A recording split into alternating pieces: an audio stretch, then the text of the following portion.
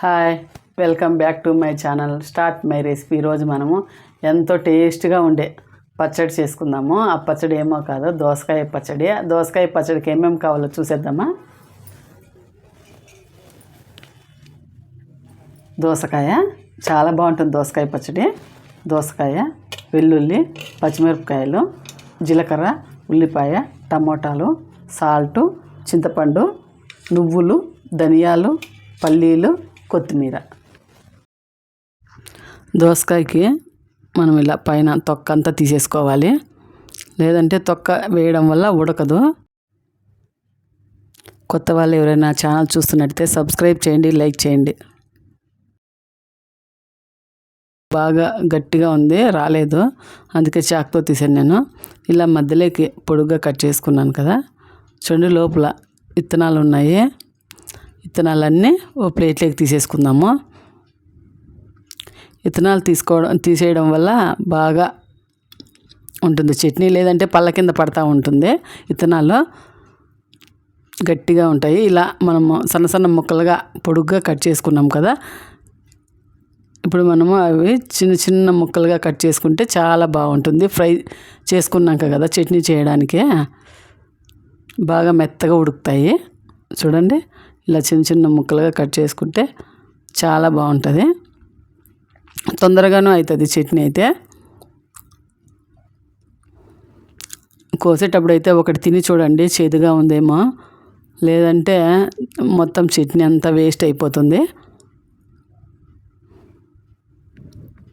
ఇప్పుడు మనము దోసకాయ చట్నీకి పల్లీలు ఫ్రై కానిద్దాం కొద్దిగా, మరీ మాడిపోనికుండా, మరీ పచ్చివాసన లేకుండా వేయించుకుంటే చాలా బాగుంటాయి. దోరగా సన్నని మంట మీద పల్లీలు వేగిపోయినాయి కదా. ఇప్పుడు మనం అందులో ధనియాలు 2 టీ స్పూన్ల ధనియాలు అయితే వేసుకున్నాను నేనైతే. ధనియాలు కానీ కొద్దిగా ఫ్రై కానిద్దాము. చూడండి, మంచి వాసన వస్తుంది ధనియాలు, పల్లీలు. ఇప్పుడు అందులో మనము 1 టీ స్పూన్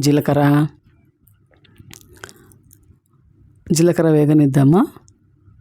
ఇలా సన్నని మంట మీద దోరగా వేయించుకోవడం వల్ల టేస్ట్ బాగుంటుంది చట్నీ అయితే. మళ్ళీ మనం హై ఫ్లేమ్లో ఫ్రై చేసుకున్నాక మాడిపోతాయి, బాగుండదు. ఇప్పుడు మనం తెల్ల నువ్వులు 2 టీ స్పూన్లు అన్నీ వేసుకున్నాము. ఇవి తొందరగా వేగిపోతాయండి, లాస్ట్లో వేసుకోవాలి. ఫస్ట్లో వేసామంటే అవేమో వేగవు, ఇవేమో మాడిపోతాయి. ఇప్పుడు మనము అదే ప్యాన్లోనే 1 టీ స్పూన్ ఆయిల్ వేసుకున్నాను. పచ్చిమిరపకాయలు చూడండి, రెండు ముక్కలు చేసుకున్నాను. పచ్చిమిరపకాయ వేసామంటే చిటపటలాడుతూ మన మీదకి ఎగురుతుంది, చేతుల మీదకి కన. అలా కాకుండా 2 ఒప్పులు చేసి వేసామంటే చాలా బాగుంటుంది, మనకి ఎగరవు. చూడండి, పచ్చిమిరపకాయలు అయితే ఫ్రై అయిపోయినాయి కదా. ఒక ప్లేట్లోకి తీసేసుకుందాము.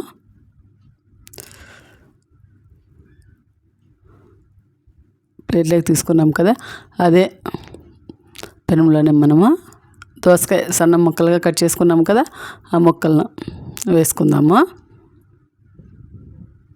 మీకు చాలామంది ఉన్నారంటే ఇంకొంచెం పెద్ద సైజు దోసకాయ అయితే ఇంకొంచెం పెద్ద బాండిల్లో ఫ్రై చేసుకోవచ్చు. ఒకసారి బాగా కలుపుకుందాము.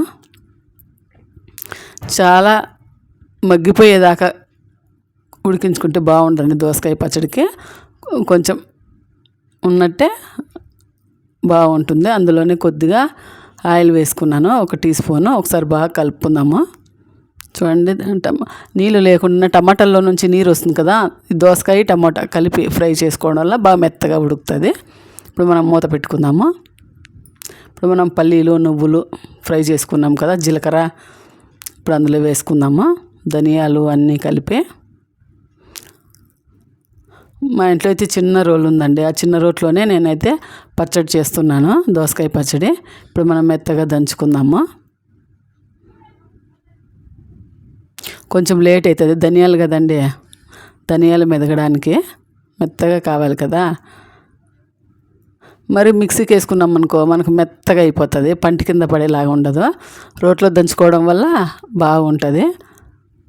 చూడండి, మరీ మెత్తగా కాకుండా, మరి ఉప్పులు కాకుండా బాగా దంచుకున్నాను.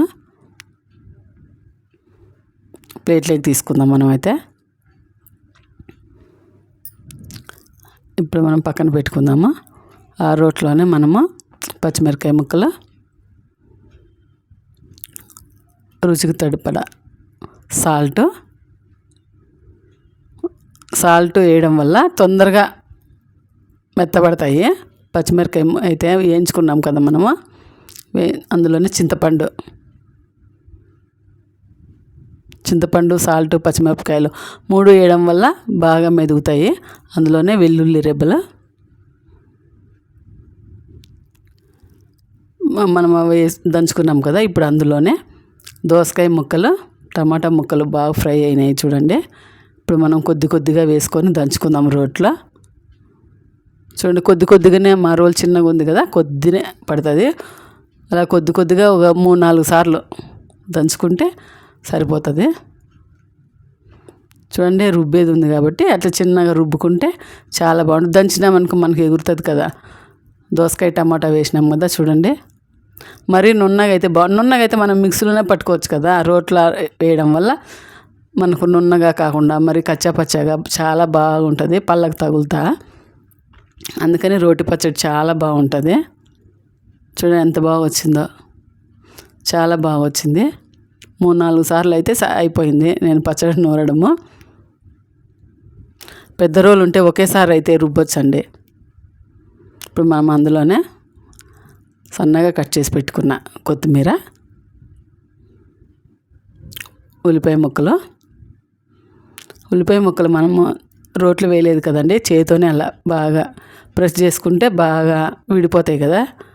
చూడండి, ఇలా కలుపుకోవడం వల్ల అంత బాగా కలుస్తుంది. ఉల్లిపాయ ముక్కలకు దోసకాయ పచ్చడి అంతా పట్టుకున్నట్టు చూడండి. మరీ మెత్తగా కాకుండా మరీ బరక కాకుండా చాలా బాగా రోట్లో నూరుకోవడం వల్ల చూడండి, ప్లేట్లోకి తీసుకుంటే ఎంత బాగా వచ్చిందో, ఎంతో టేస్ట్గా ఉంది. దోసకాయ రోటి పచ్చడి చాలా బాగా టేస్ట్గా వచ్చింది రోట్లో నూరడం వల్ల. కాకపోతే మా ఇంట్లో చిన్న రోలు ఉంది కాబట్టి కొద్దిగా లేట్ అయింది, కొద్దిగా కష్టం అనిపిస్తుంది. పెద్దగా ఉన్న రోట్లో అయితే బాగా ఈజీగా నూరుకోవచ్చు. అలాగే ఈ దోసకాయ రోటి పచ్చడి మీకు నచ్చినట్లయితే సబ్స్క్రైబ్ చేయండి, లైక్ చేయండి, కామెంట్ అయితే పెట్టండి ఎలా వచ్చింది దోసకాయ రోటి పచ్చడి అనేది.